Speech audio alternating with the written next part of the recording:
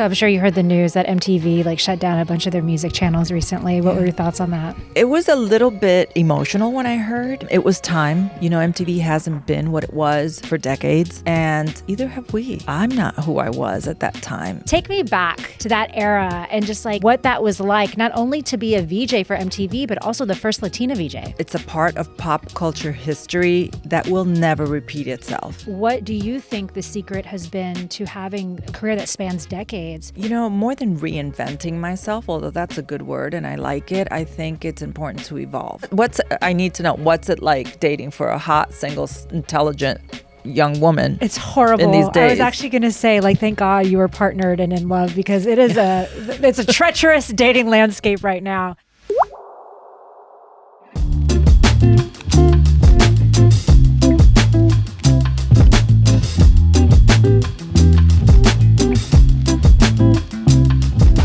Hello and welcome to another episode of the Spout Podcast. I'm your host, Tamara Dia, and today we're joined by the iconic Daisy Fuentes. Ooh, How I you like doing? the sound of that. Thank it's you. True. Thank What you. an incredible career you've had. It's been honestly something that I've looked up to. I was also a host on MTV. I was the host of the TRL reboot. Mm-hmm. So it's like a nice little MTV family right now. Yeah. And exciting to get dive into your story. So you first really made a name for yourself on the global scale when you were picked as a VJ for MTV. And this was the MTV heyday, when it was such a world stage, truly. You were the host of House of Style. Take me back, if you can, to that era and just what that was like, not only to be a VJ for MTV, but also the first Latina VJ.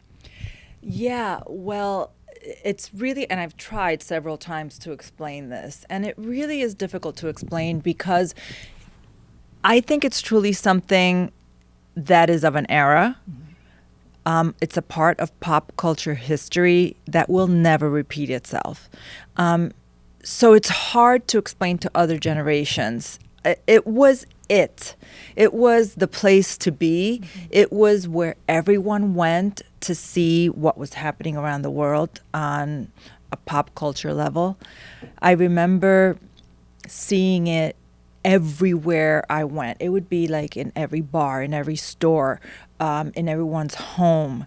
And I remember looking at it and picturing myself hanging out. And I don't know what came over me to think that was even a possibility, because that's not where I came from. I don't know anybody in show business. It was never a dream of mine to be a television personality. It was just, I think, the real explanation of manifestation, when you can see yourself doing something and almost feel how much you would enjoy it. Mm-hmm.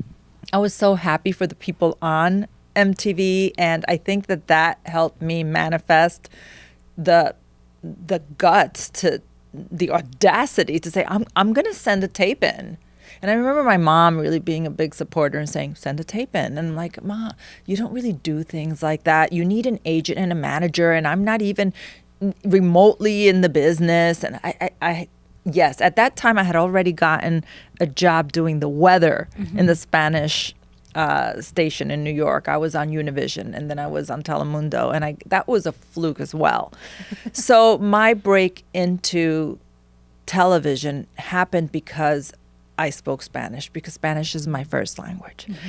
And I happened to be at the right place at the right time, met the right woman whose husband was the president of Univision at the time, she kind of wanted to become my godmother in the industry, and really guided me and told her husband to hire me. I mean, let's face it. But from there, the audacity that I had to think I could be on this international platform and really become an it girl and really become an original influencer. At the time, the word didn't even exist, but that's literally what MTV was and what everyone on there was.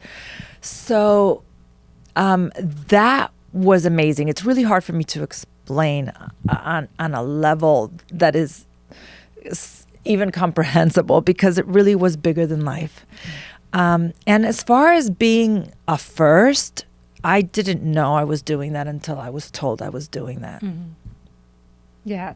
I mean, I grew up watching that era. So like I was one of those people that was so influenced by it. So, saying you are an OG influencer, like, yes, very much you were, because we would like watch it, we'd like run home after school. Like it was so much a part of the landscape that we were growing up in.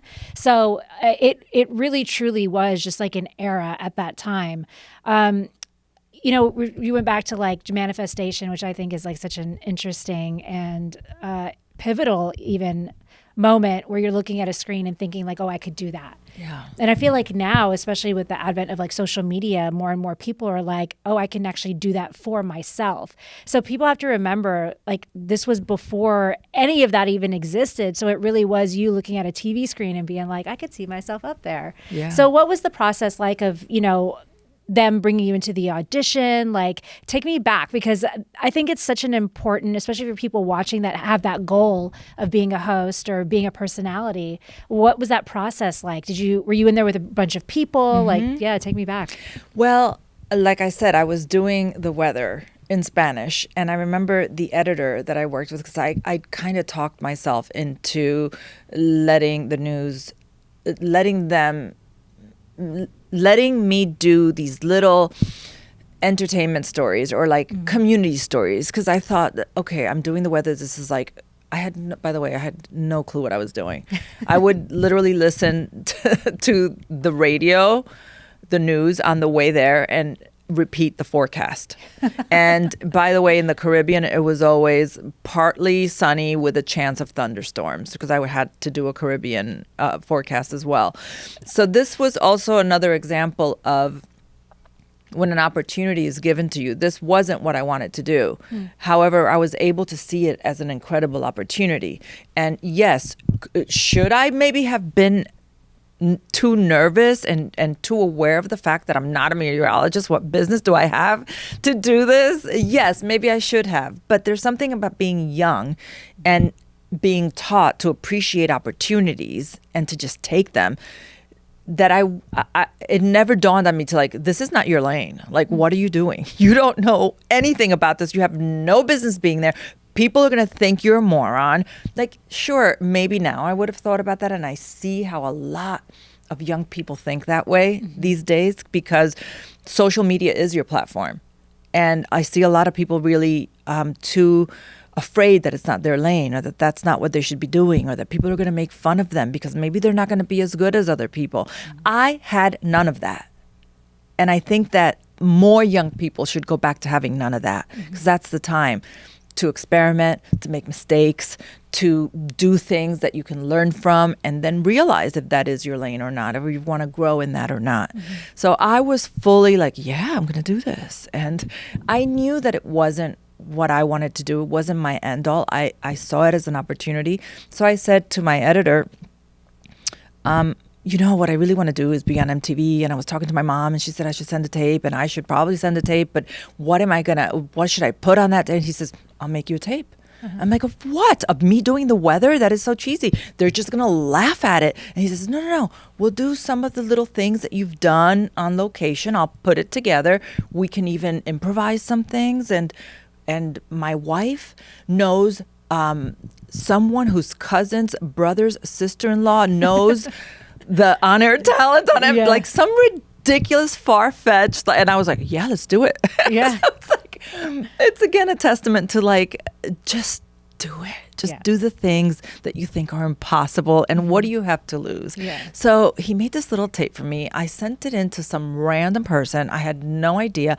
And about 7 months later, when I'm thinking, oh, they tossed that in the garbage, clearly. Oh, well, I took a chance, whatever. 7 months later, I get a call on my answering machine. Yes, the kind that you had to run home to and press the button and listen to, right? So I hear it, and there's this woman speaking to me in Spanish, and she says, hi, my name is Barbara Corcoran. I am the executive producer of a new show for MTV. It's called MTV International, and I literally just got your tape. We are closing auditions tomorrow, so if you can get in tomorrow, I would love to see you. So I freak out. I plan the job. I'm like, oh my God, I can't believe this is happening. I go to New York. It was the middle of winter. It was sleet. It was ice coming out instead of even snow. So it was a horrible weather day to even get around from New Jersey to New York. I decided I'm going to wear a white leather skirt, white leather fringe boots, and a white leather fringe jacket in the middle of the winter while it's sleeting and snow outside. Okay. So I have to take the train, then I have to take a cab, and I can't get a cab. I am almost an hour late. Oh, no. To this, and everybody's looking at me like, who does this idiot think she is? My hair, which by the way at the time, if anybody knows anything about big Jersey hair, it was super hairsprayed, massive. And by the time I got there, all the hairspray was like stuck with the sleet and the snow, and I just looked like a mess. So the executive producer said to the makeup girl, just see what you can do. We're just gonna put her in, just fix her up a little bit. And I was freaking out, but somehow when I got in front of the camera, I was just myself, and I talked about like what just happened, and they started talking to me about music, and I loved music, every genre. It wasn't like I had a particular thing, and so I was just myself. And by the time I left there, I just thought, I don't even know what I just did. I don't even know what just happened. And I of course got the gig, and later on she said to me, we were all so like, this girl's a mess, and how dare she come in, almost like they were getting ready to leave. Yeah.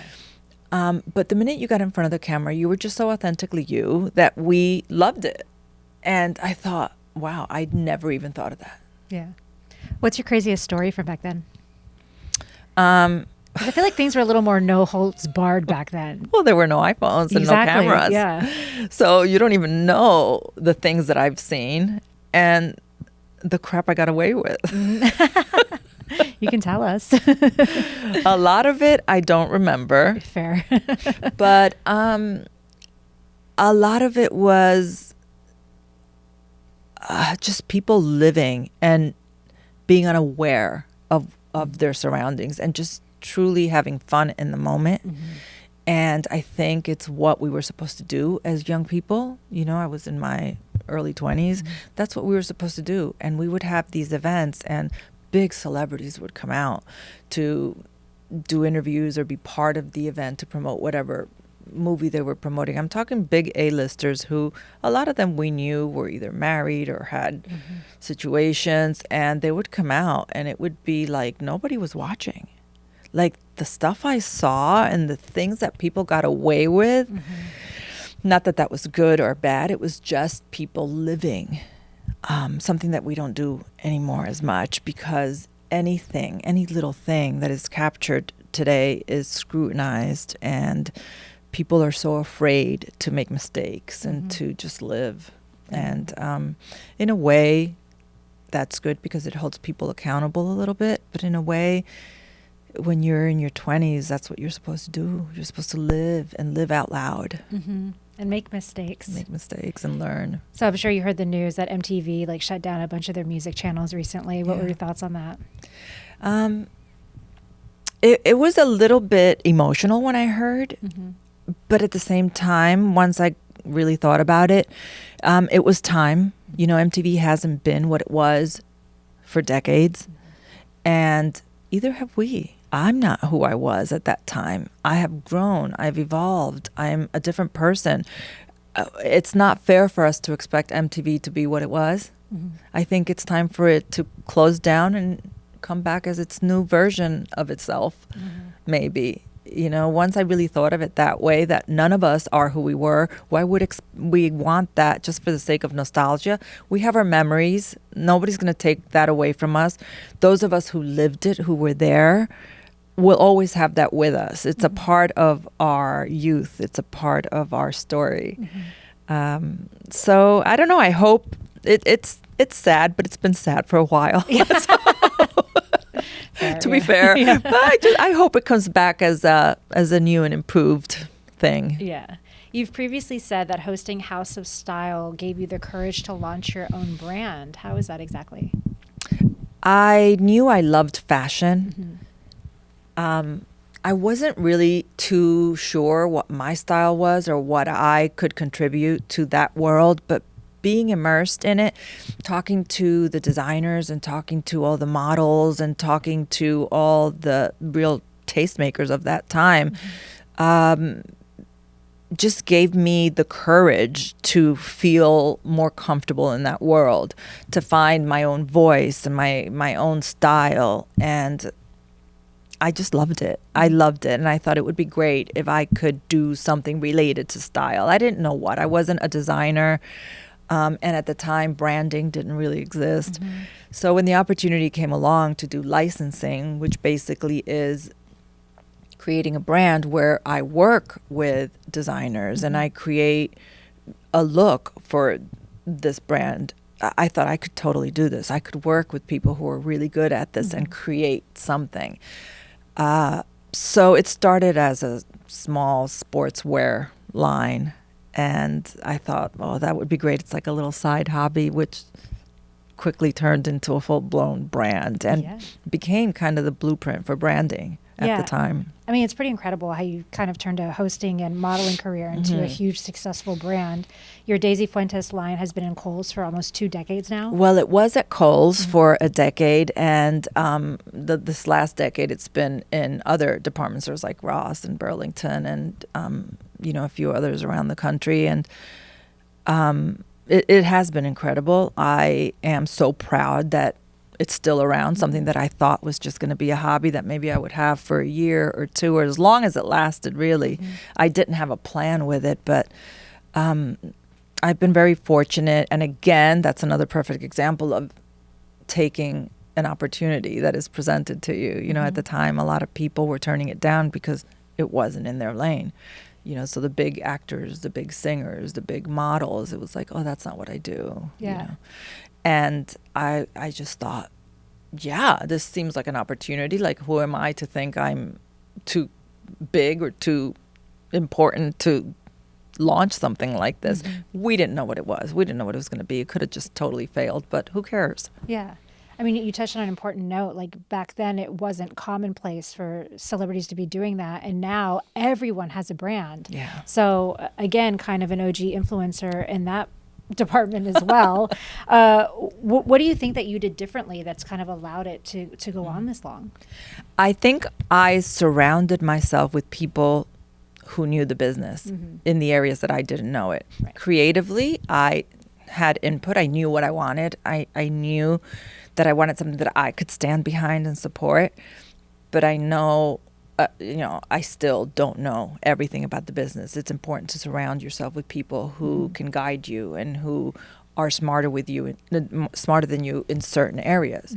That's important. And I think that that's maybe one of the reasons why it's still around, because I've been able to grow and evolve with the times and not have a huge ego about it. Yeah, I feel like a lot of people have had moments of success on camera and they have like a big moment and then suddenly they kind of fade into oblivion once that moment is over. What do you think the secret has been to having a career that spans decades and being able to kind of reinvent yourself? More than reinventing myself, although that's a good word and I like it, I think it's important to evolve. So I've just been evolving with the times, and I'm not on television anymore, but again, we don't have to be. We've got social media. You can pretty much do whatever you want. So rather than putting myself out there on a show that's going to probably have less viewers than my own Instagram, it's like, just go with the flow and evolve with the times. Yeah. That's the way I've looked at it. I've been very fortunate to have the brand, which allowed me to really sit back and think about what I want to do and what direction I want to go in, and if I want to take some time off or not, or whatever. But it's important to have side hobbies. It's important to have things that you're interested in. It doesn't matter if you're on your way to creating your dream. Like, don't just focus on one thing. Like, life, there's so much to life. There are so many layers to life, and there's so many things that we can all enjoy and be good at. And that's, in the time when one thing slows down or one thing goes away, then it's important to have other things in your life that you feel fulfilled with, especially at a time like today where the world is changing so fast. I feel so fortunate to be not just alive during this time, but to really be able to immerse myself in all these technological changes that are happening. You got to remember, I come from a time where there was no technology. There was no internet. Yeah. That I don't even know if you can comprehend the level of what that means. There was nothing. To go from that to seeing the internet grow to now seeing what's happening with AI and being fully immersed in it. And I am so excited about it. And yet I see people my age who are so scared and rejecting it. And I think back to the days where the internet first started and the people who were, I'm not into that. This is going to be a problem. It's going to be a bad thing. And those people really became dinosaurs. Yeah. You really get left out of the world. So I'm really excited to be living this time right now. And I know that there are some things that are scary. I know there are many concerns, but there's nothing I can do about that personally. Yeah. What I can do is grow and evolve with the times. So I went so off track, but it was really about evolving. Yes. And that's what I think gives someone longevity, the ability to adapt to change and evolve with the times and figure out what that means for you, because we all change. You're not the same person you were 10 years ago. Definitely not. And you're not the same person you're going to be 10 years from now. And if you get too stuck in any period of time, you're going to be left behind, especially today. Yeah. In your Instagram bio, you wrote, age is power, or age equals power. I feel like being a woman moving through life, aging is hard enough as it is. Being a woman in the public eye is considerably harder. So, I feel the pressure myself, if I'm being honest. And I feel like plastic surgery has become such a big, hot button topic in the celebrity world. We see a lot of really good work being performed, like some women that are gorgeous, and it feels like they're turning the clock back 20 years. Do you think that precedent is kind of like a dangerous rhetoric to set, or do you think it's beautiful and people can age any way they want to? I think it's important for people to age any way they want to. I think aging gracefully is whatever that means for you. If that means getting some work done, and you now look more like how you feel, great. You're aging gracefully because you're doing what you feel you need to do to make yourself feel good and have the outside match the inside. Great. If you feel like aging gracefully is just going with it, letting yourself go and being accepting of that, that's aging gracefully for you. And I think we have so many critics telling women the right way to age or the wrong way to age or whatever that's your opinion. You're entitled to it. I think that it's important for women to not let that affect them. Like, we all need to do what we feel is going to make us feel better and look better. If that's important to you, if it's not, great, whatever. It's important to me. I feel young, I feel youthful, and I want to do all the things that are going to help me feel better about myself. They're going to help my outside match my insides. We're also in a time where we're talking about technological advances where, a facelift is not what it was. And doing little treatments and little things are helping women in their 50s and 60s and 70s look better and younger than ever before. So although I have to say I don't enjoy being like looking older, I don't enjoy it. I don't enjoy looking in the mirror and going, what, I have to get Botox, or what am I going to do, or what's the latest thing? I do like knowing what's the latest thing. I enjoy that, but I don't like aging. However, aging is power. There are a lot of important things that come with aging. As a woman, you become a little more invisible, but a little bit more powerful with your thoughts, with your knowledge, with agency, with just how you want to travel through the world. the way I feel and the power that I feel as a human, there's no way I could have had that in my 20s or even in my 30s. And in my 30s, I was already learning a little bit more about myself and finding my voice. And I think that can only really come with experience. Sure, we all start around that age, but life and experience is really the only thing that can give you the power to have something to say, to have an opinion on things. Your experience is your experiences. That's who you are. You married your husband, the legendary musician Richard Marx, when you were 45. And I met him when I was 45. I married him when I was 48. 6, 7, 40. Yeah, I was 48 when I married him. Honestly, that helps the direction I'm going here, because I was saying it gives us hope, like again, kind of piggybacking on like the age thing. And then, we're taught like, oh, once you hit a certain age, like no one's going to want you. Cause I'm still single. So they're like, oh, no one's going to want you. You're too late or whatever it is.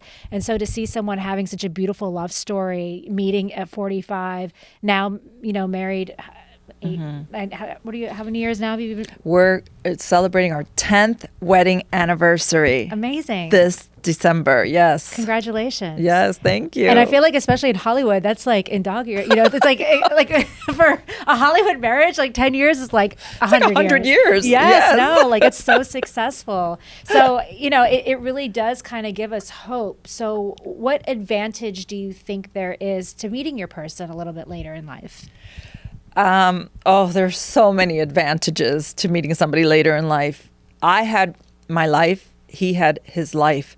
We had our past history. We had so much to share with each other. And you can't be judgy with each other when you've both lived a full life and you have experiences and you've made mistakes and you've learned. So I think in a way, I had done the work on myself at that point. I had made the mistakes with the wrong people, but still appreciated the relationships that I'd had, because I think everything teaches you something. Right. So it wasn't as important at the time to realize what I wanted in a man, because I was so good on my own at that point that I thought I don't need a man. But yeah, I mean, I'm open to dating. I'm probably never going to get married. Why would I get married? Like, the last thing I needed at that time was another contract. I don't need to be married, but yeah, I'm open to relationships. And I think that just doing the work on yourself and being really happy and content with your life, no one can come in and take that away from you. I knew that I didn't want to downgrade in my life. And meeting somebody at that point really made a big difference. So the more that you live and the more that you experience, you may not know exactly what you want, but you know what you don't want. You know what your deal breakers are. That part. And that's almost more important. Yeah. Yeah. So what's I need to know, what's it like dating for a hot, single, intelligent young woman? It's horrible. In these days. I was actually going to say, like, thank God you were partnered and in love, because it's a treacherous dating landscape right now. It's just like very strange, and also like being in the entertainment space, like it's not for the weak at heart. So how much of that do you how much of that blame do you put on women, and how much of that blame do you put on the men?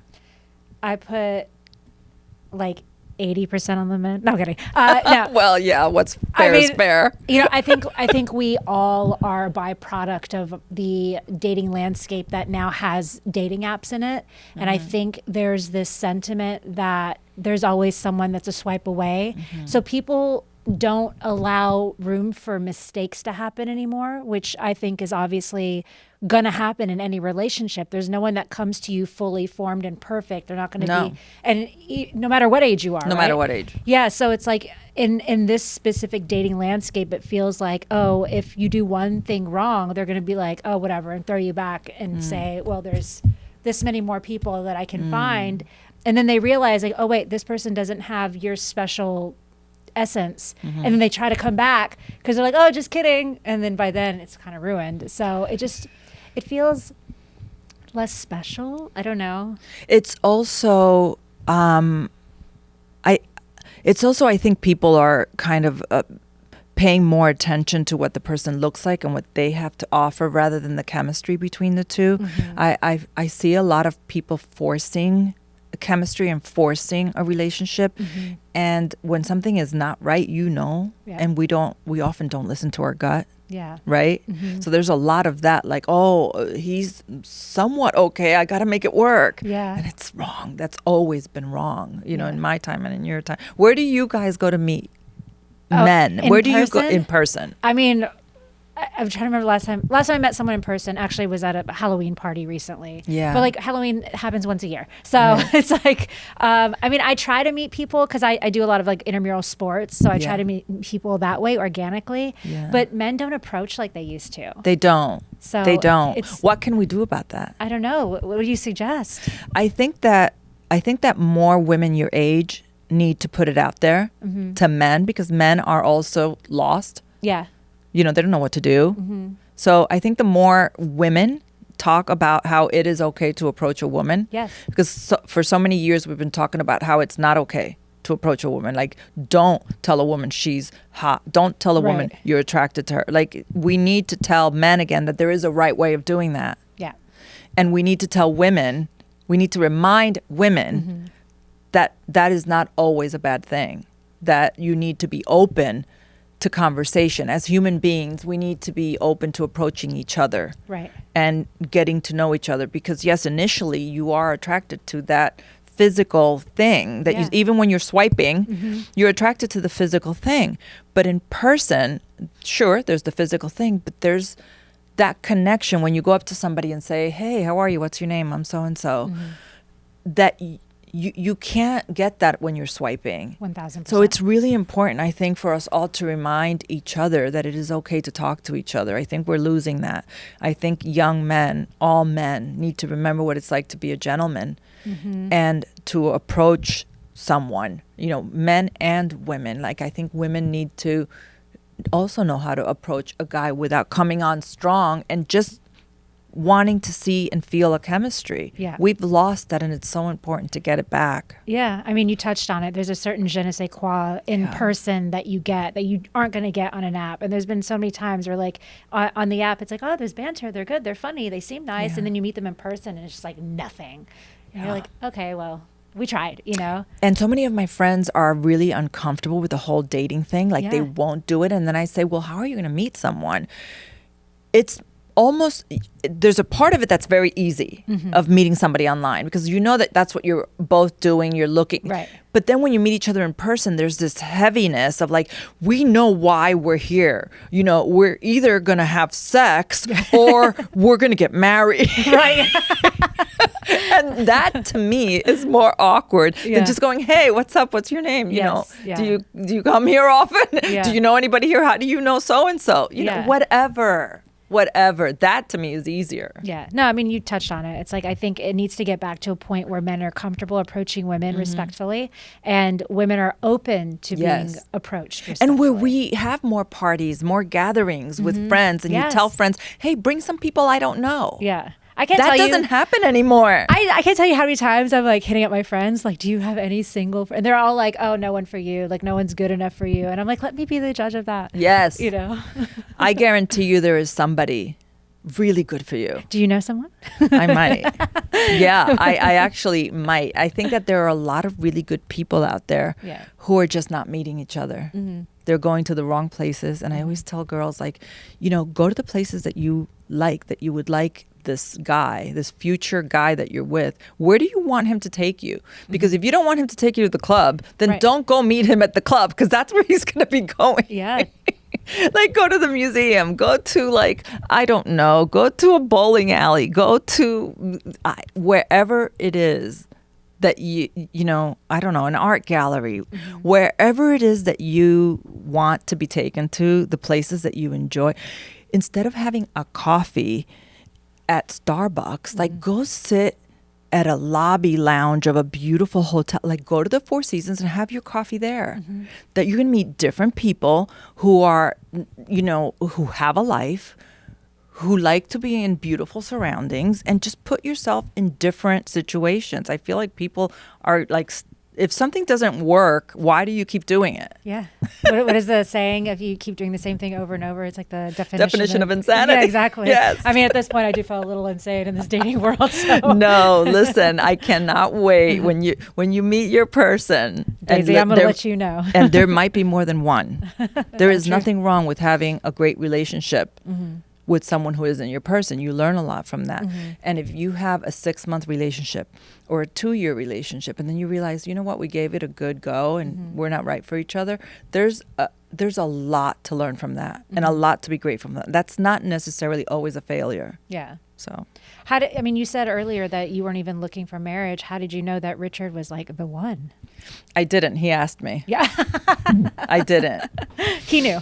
He took a chance. I think he saw a little bit of an opening and he went for it. And he did tell me when he proposed, he goes, listen, there is no wrong answer.